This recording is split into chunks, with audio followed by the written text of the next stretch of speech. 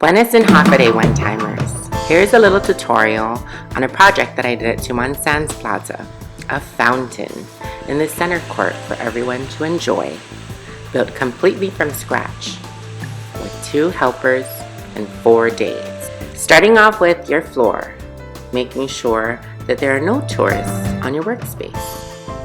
So I came up with a formula. Thankfully, the floor was exactly 4 pallets across, whatever that measurement is.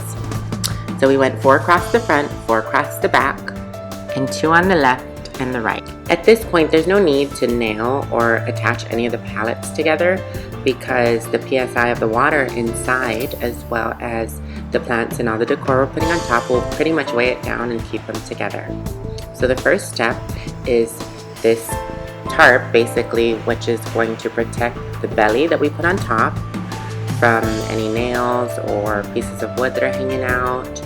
This is not the waterproof portion, it's just a protective layer, as well as to protect the floor beneath us from any damages that we might cause or, scratches to that beautiful marble. Here we are, the belly that will hold the hundreds of gallons of water for our display. 4 layers to be exact, which can be found at any hardware store in great lengths for any project you might have, indoor or outdoor.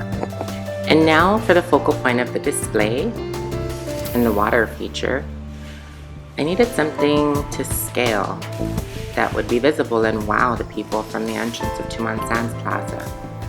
Of course, couldn't find anything, so I had to build it myself with some bases, piping, some duct tape,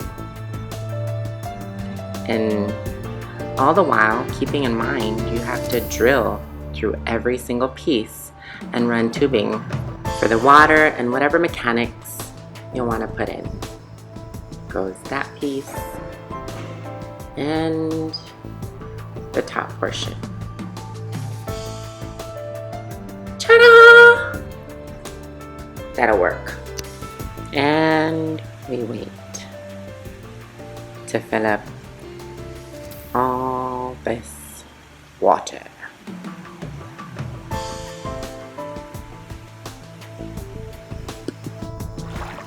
And if your feet are a little bit dirty, you just jump into the pond and wash your feet. End of day 1. Make it look decent. Until tomorrow. So after an entire night of messing with the mechanics, this is what we've come up with. John Cortez and I. Here we are. This is what it looks like. I went ahead and secured all the pieces with some concrete inside and let it cure so that nothing topples over.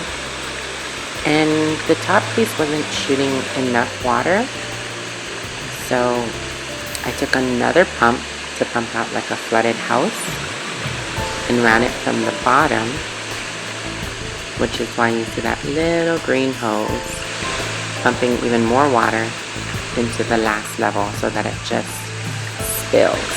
There's the hose. So now that all the work is done with the water portion of this thing, we're fine-tuning the bottom. John is laying down some bricks to hold the plastic. I'm installing this perimeter for the mulch. My chook is opening it with her fingernail with the scissors right next to her. Maria, use the scissors. To cover the chip chop pallets on the bottom, I went to the Home Depot and had treated wood, because there's water involved, pre-cut to about 18 inches and like 100,000 pieces to cover the entire perimeter to make it look a little bit more rustic. Piece by piece, purposely making them look a little bit imperfect.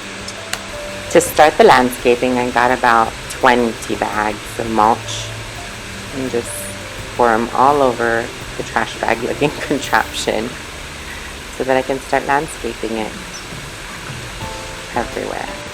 The biggest challenge was trying to find some plants that would be okay inside of air conditioning 24/7 with absolutely no sunlight.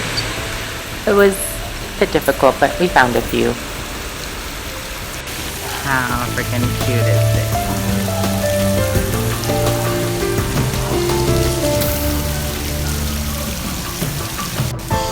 I have to admit, this project was not one that went through careful strategic planning and blueprints and whatnot. Nope. It was me and Susan Fryer sitting in the center court of Turon Sands, having coffee, thinking, geez, I think this place needs some life. We need to add something. Let's, I don't know, build a fountain in the center of everything. Just to entertain the people for a while. And this is what we came up with. On the day that we thought we were done, we were sitting there and thinking, gee, it needs maybe some light. And so, another trip to Home Depot, and we added some lights. Waterproof, of course. So this is the end result of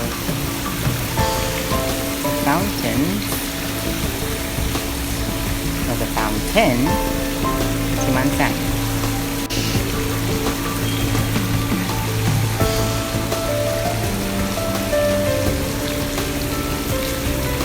This is one of my favorite parts. Isn't that cute? It's horse tail. Cardboard. We've got Boston fern. That's fake. We've got floating cabbage. We've got spiral ginger. And I forget what that one is called. That's some kind of taro leaf. This is another type of taro leaf. Or something. Like a jade plant. It ain't the fountains of the Bellagio. Nope, just my backyard. Sometimes all you need is 4 days, 2 helpers, some elbow grease, and a little bit of creativity. Come up with a little taste of paradise that'll be destroyed in a few months.